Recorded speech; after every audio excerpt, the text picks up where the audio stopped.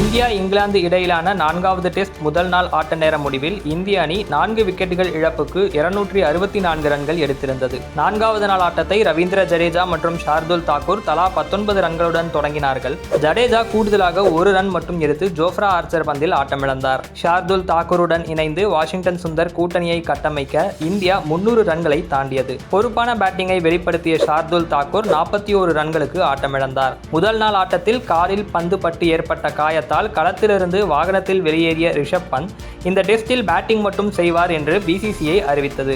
எலும்பு முறிவு ஏற்பட்ட போதிலும் 37 ரன்களில் இருந்த ரிஷப் பந்த் 6 விக்கெட்டுகள் விழுந்தவுடன் போர் வீரனைப் போல ரசிகர்களின் ஆரவாரத்துக்கிடையே மீண்டும் களத்துக்குள் வந்தார்.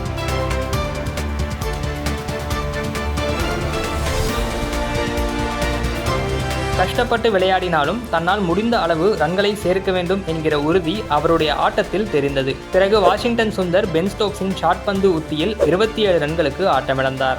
வலியுடன் போராடி அரை சதம் அடித்த ரிஷப் பந்த் ஆர்ச்சர் வீசிய அட்டகாசமான பந்தில் 54 ரன்களுக்கு போல்டானார். கீழ்வரிசை பேட்டர்களிடமிருந்து மீண்டும் ரன்கள் வராததால் இந்தியா 358 ரன்களுக்கு ஆட்டமிழந்தது. ஸ்டோக்ஸ் 5 விக்கெட்டுகளையும் ஆர்ச்சர் 3 விக்கெட்டுகளையும் வீழ்த்தினார்கள்.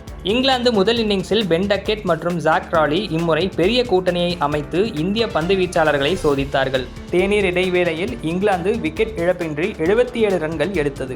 பென் டக்கெட் 46 பந்துகளில் அரை சதம் அடித்தார். கிராலி 73 பந்துகளில் அரை சதம் அடித்தார். 28.4 ஓவர்களில் இந்த கூட்டணி 150 ரன்களை தாண்டியது. ரவீந்திர ஜடேஜா வந்தவுடன் முதல் விக்கெட்டாக கிராலி 84 ரன்களுக்கு ஆட்டமிழந்தார். அன்சுல் கம்போஸ் தனது முதல் டெஸ்ட் விக்கெட்டாக சதத்தை நெருங்கிக் கொண்டிருந்த பென் டக்கெட்டை 94 ரன்களுக்கு வீழ்த்தினார். இரு தொடக்க வீரர்களையும் வீழ்த்தியது இந்தியாவுக்கு நிம்மதி தந்தாலும் 2வது நாள் ஆட்ட நேர முடிவில் இங்கிலாந்து 2 விக்கெட்டுகளை இழந்து 225 ரன்கள் எடுத்து நல்ல நிலையிலேயே உள்ளது. போப் 20 ரன்களுடனும் ரூட் 11 ரன்களுடனும் களத்தில் உள்ளார்கள்.